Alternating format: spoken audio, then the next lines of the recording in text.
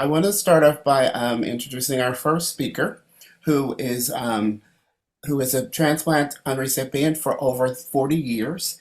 He has worked, he did several different modalities, and also he's had a previous transplant. But this transplant now has lasted for over 40 years, and that's spectacular. Um, he's also started a social club called the Quarter Century Club that celebrates organ transplant longevity. Please welcome Mr. George Franklin III. Hello, everyone. My name is George, and thank you for that very grateful introduction. We'll have to talk. Uh, I have had my transplant 47 years and a month, 47 years and 11 months, actually. I'll be 48 years in just a couple weeks. I am to speak on uh, longevity and how I managed to keep that kidney that long. Well, one, I think that a wise doctor, told me a long time ago that, George, you need to do your labs every month. And I personally know recipients every 6 months or so, they go in and get their labs. But I was told by that doctor that if there's a rejection, if there's a problem with your transplant, the quicker we know about it, the better. The sooner we know about it, the better.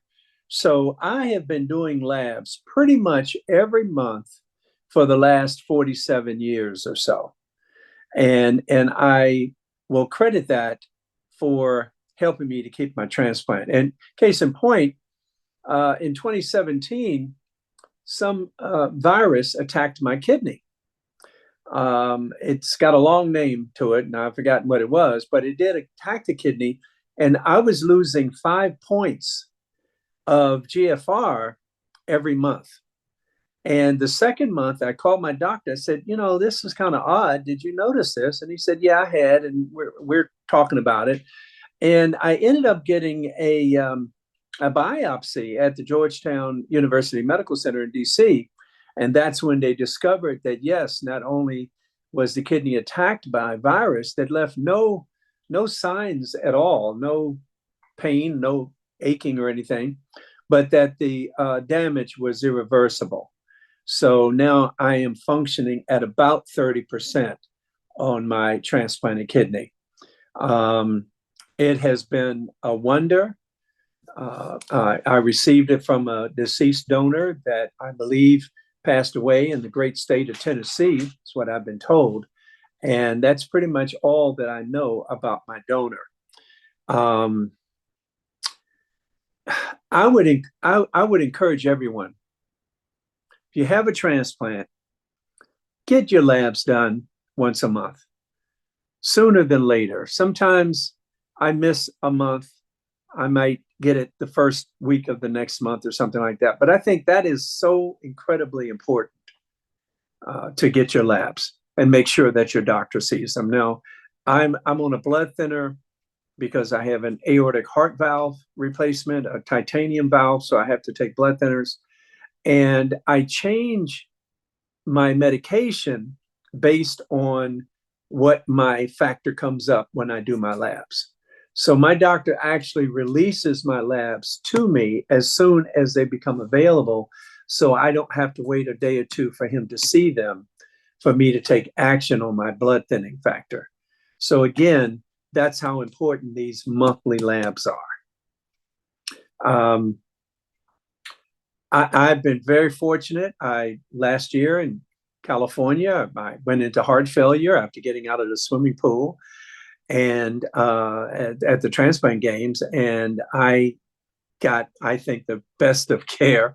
I know we were talking earlier about something a little less, but I got really good care at the hospital in La Jolla, and that has added another year of life to me, because this happened the last day of July, and we're now getting ready to enter November. So I'm very grateful and very thankful for that extra year of time. I guess that's it. Well, thank thank you, George. Thank you so much for telling your story. I Um, have some questions. I was going to Okay. say, go ahead, Lori. I'll let you go, Aaron. No, I was just going to say that thank you for that information. I know that a lot of patients we don't. I mean, I actually get my labs done actually twice, but for two different doctors or two different situations. But once a month, I've never heard that, and I think would be an interesting because we know the changes are very quick and happens very fast. Go ahead, Lori. Yeah, I have a couple questions. What is your what has been your creatinine from the beginning of your transplant to now? Oh And my, have it you had was, other side effects from the illness, like that you've had to deal with well, from having a transplant medication? well, my beginning creatinine, I have no memory of it. I mean, almost 50 years, but it had to be point something, which is typical. And then gradually up to 1 point something.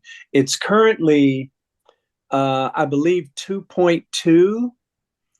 Uh, I just got them done what's today? Today's Friday. I got them done Monday, but I just don't remember. So it was 2 point something. I know my GFR was 29, and that's under the new uh, numerical system that they're using. Ordinarily, it would have been 32 or something like that, but it's 29. And what was the other question?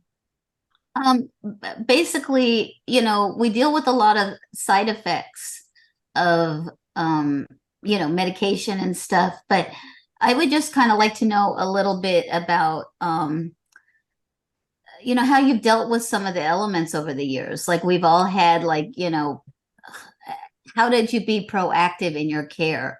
Because one infection can get rid of your kidney. How do you remember to take your medicine? Um, uh, that would be that would be just a little bit curious about that. How do you remember to take all your medicines for 40 years and deal with all the different elements and you have any advice for people who are transplanted or getting transplanted? Well, the advice for those that are thinking about getting transplanted is do it. I mean, sometimes you get 5 years, 10 years, 15, 20, 30, 40 years. So you want that period of time to enjoy your life, to look as good as Aaron does right now. And you want to be able to enjoy life. And that's what a transplant does. Okay, yeah, you take a couple of pills, and yeah, sometimes there are complications and this and that.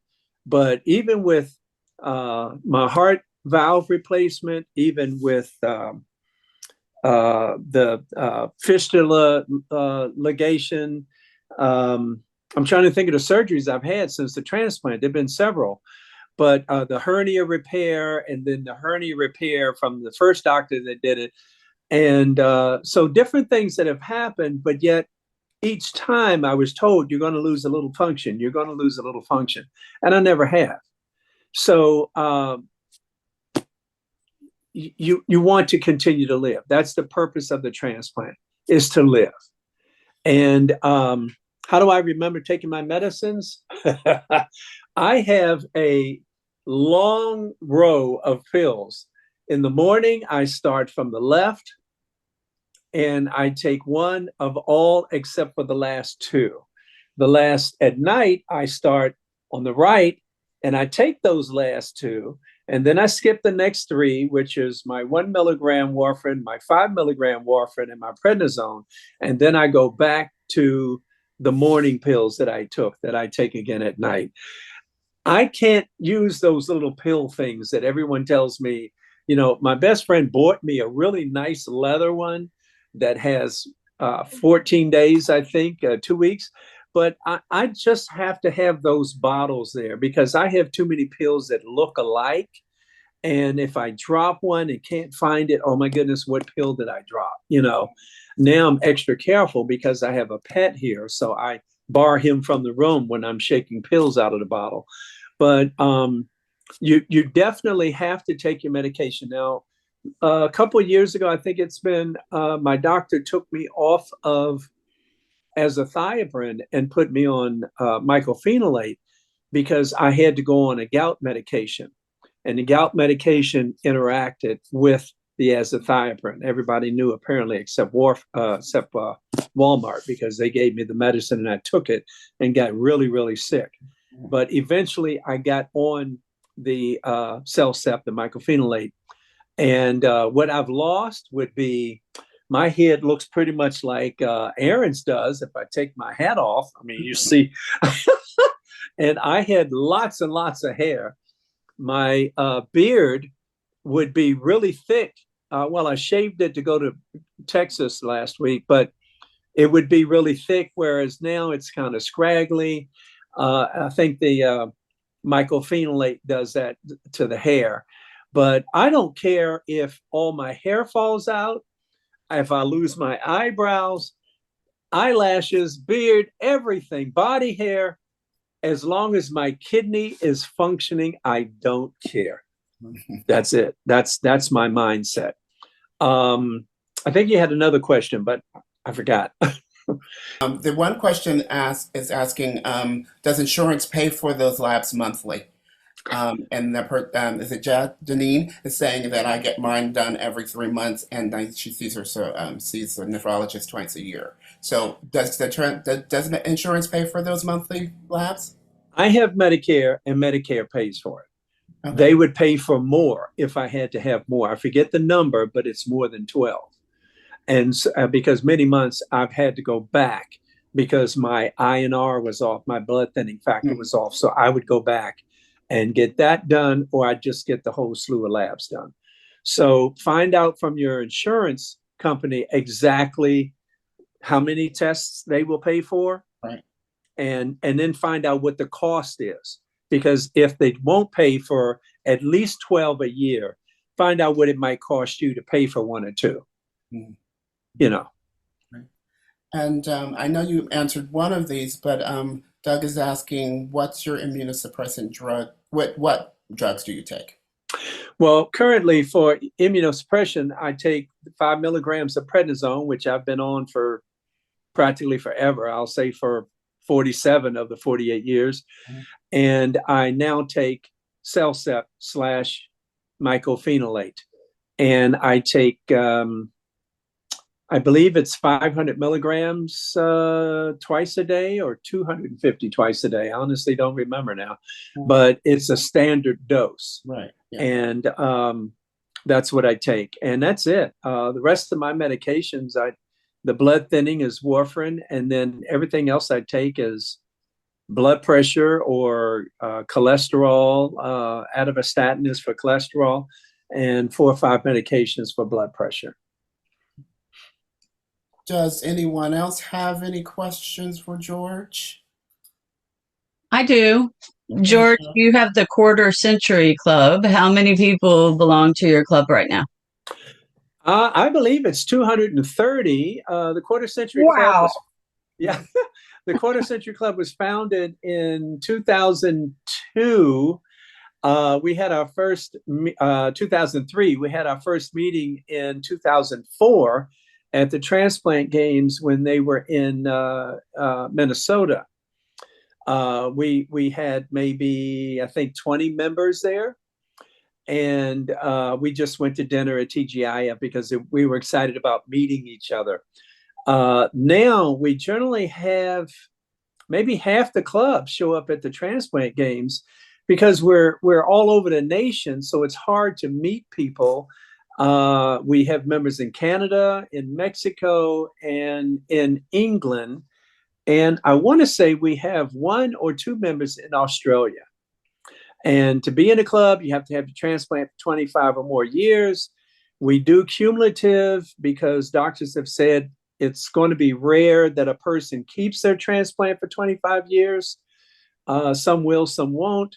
Depends on why they got the transplant. And that's another reason for longevity. I've been told that those people that have transplants because of hypertension or diabetes or some illness that affected the kidney, they do well with transplants. But those of us that had a disease of the kidney itself, I had glomerular nephritis. Then when you replace that kidney, you're replacing it, and that kidney is subject to last longer. But now I know, I have a dear friend, Christine Wilson, who has a kidney pancreas. She's a KP, and she had all the illnesses, diabetes, hypertension, and so forth. She's had her transplant for, I think, 33 years now and doing quite well. So it does matter why you need that transplant. Yeah. But my medications are just maintaining everything. You had a cardiovascular event last year. Did that have any effect on your kidney function? You know, I am so fortunate. I'm so blessed because I had a cardiac episode, and I found out more about it just last night when my team manager said that there was a nurse at the pool that actually started CPR. And I just assumed it was the lifeguards or medical staff that were at the pool. But it doesn't seem like there's any effect. I was 30% last year. Actually, when the virus attacked the kidney, I dropped all the way down to 26. And my best friend, Greg, started getting tested because I guess he saw that I was really losing it. And he said, whatever it takes, George, I'll do whatever. And just about the time we were ready to list me, because the surgeon at George Washington in DC said, you hang at 20 for just a bit, we'll do a preemptive transplant. Well, it got down to 26, and the next month, because I was still losing 5 points every month, and it got down to 26. I'm going into deep depression. And the next month it went up to 45. So we don't know what happened. And as a moment of encouragement, as I did the other day on Facebook to someone, because it's at 26 doesn't mean it's going to stay at 26. Just maintain your calmness as much as possible. And I was losing it. Drink your water, do whatever you're supposed to do, and let's just see what happens. Because it literally, and I have the paperwork, went from 26 back up to 45, I think. Yeah. And over the last 3 years, it has dropped to 30. But over the last, I want to say, year or so, it's been hanging around 30 GFR. And that's life-sustaining. When I tested on Monday, Tuesday, it came back 29. It was 29 last month and the month before. So I'm going to try to push fluids, which is hard for me in the wintertime, easier in the summer, but I am going to try to push more fluids and see if we can get that number back up a couple points. And as far as quarter-century club, we do cumulative now. So if you've had one transplant for a year and another one for 24, or one for 10 years, one for 15, we're waiting on you. You can get in. And we host a fantastic dinner dance. We've had several dinner dance cruises at the transplant games, because that's when it seems the only time we can all really get together. And we usually have about 100 members there. And I think we host the largest event probably at the games now. And unfortunately, I missed it because I was in the hospital last year in La Jolla. Yeah. So, thank you, George. We've got a couple more questions. One is is this your first transplant? I think it says you had one earlier, right? I did. I had a transplant in April of 1975, which never functioned. It was a kidney of some notoriety. Gerald Ford's wife's press secretary's husband is where the kidney came from. And unfortunately, it did not work. They took it out a couple of weeks later. I continued dialysis throughout those 2 weeks. And when my pager went off in November. This was pre-cell phone, so you had pagers. When it went off, you knew to call the hospital. I was in Baltimore at the time working, and we'd had a snowstorm. My car slid off the road. To this day, I don't remember the angel that came to help me get my car back on the Baltimore Washington Parkway so I could drive down to the hospital. And that's where I was told they had a kidney. And my surgeon literally had to get in my bed and tell me, you do not turn down this kidney, because I'd gone 6 months with no surgery, the first time in the 3 years of dialysis. And I was working, I was kind of settling into things, but I said, okay, if I take this kidney and if it doesn't work, I'm going to haunt you. But he assured me this was my kidney, and no truer words were ever spoken. Very nice. Do you have a special diet you follow? No, I should now, but I tend to stay away from anything salty.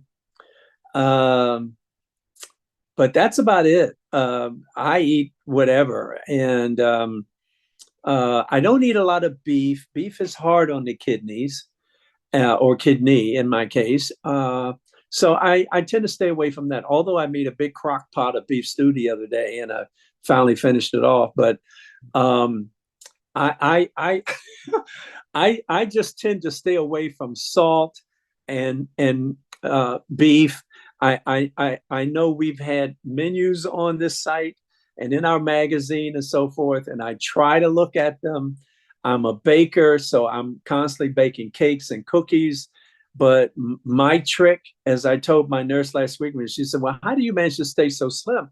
And I said, well, when I bake these cakes and cookies, I get them out and bring them to your office, and then you guys can eat them. And but I just stay away complete. I mean, the salt shaker that's on my stove has been up there for about 3 years now. Mm. And I use it when I'm baking, and that's about it. I've never put any salt on my food. Mm. And I stay away from a lot of fast foods because of the salt. Right. When I got my transplant, I was 165 pounds. I'm not that now, but I blew up to 220 or something right after the transplant because I was eating everything in sight. Now I'm pretty much between 178 and 184. And that's what I've been for the last 40 years. I go down a little bit doing transplant games, so I'll look good in my Speedos, but that's about it.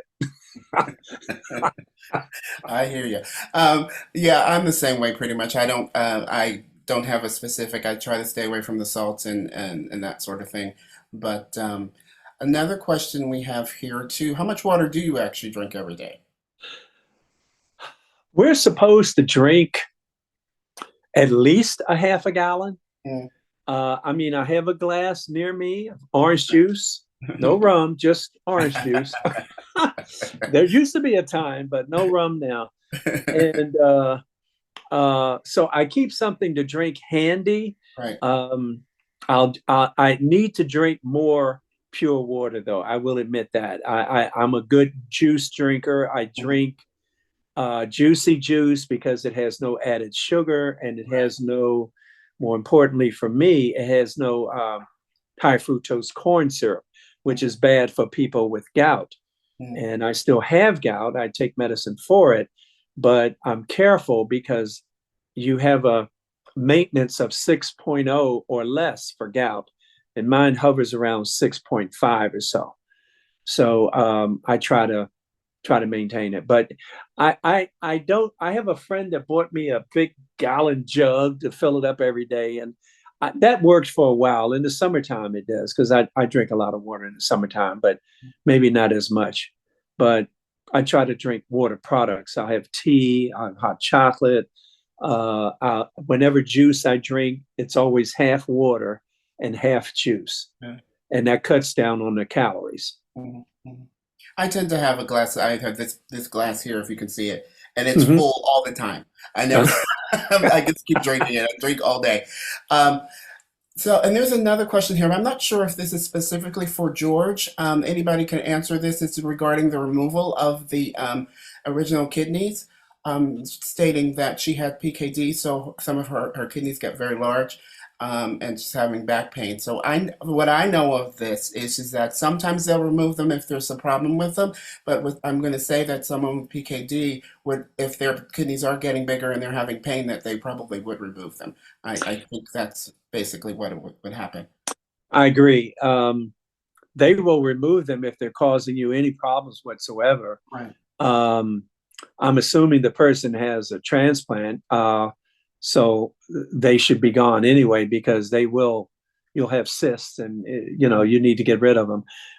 If the person doesn't have a transplant and they're preparing for dialysis, I'd say still get rid of them at some point because you don't want that problem, exacerbated.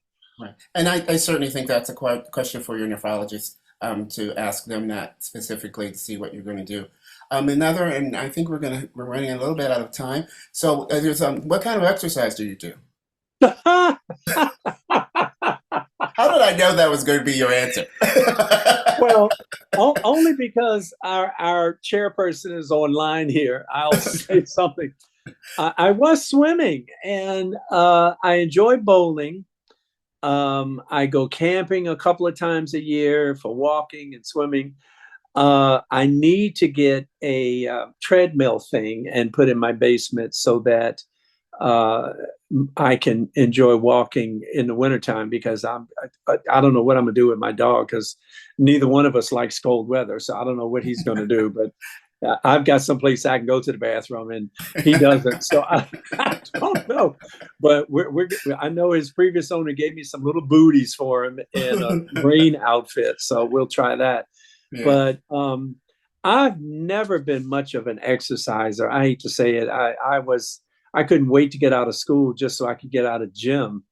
But I don't sit around though. I have gotten weaker because of the cardiac episode in California. Mm. But I am trying. I plan on calling a friend today to see if they are bowling in a seniors league that I was in a few years ago and see if I can get in there just to go bowling once a week. Mm-hmm. Because I am coming back to the transplant games and I'm coming back to compete. Okay. Okay, thank you so much. This has been wonderful. It's great, fantastic to meet you. If anyone has any more questions, you can put them in the chat and we can try to get them to George later. And so we're going to be moving on. And a shout out to our corporate mission partners for making this happen.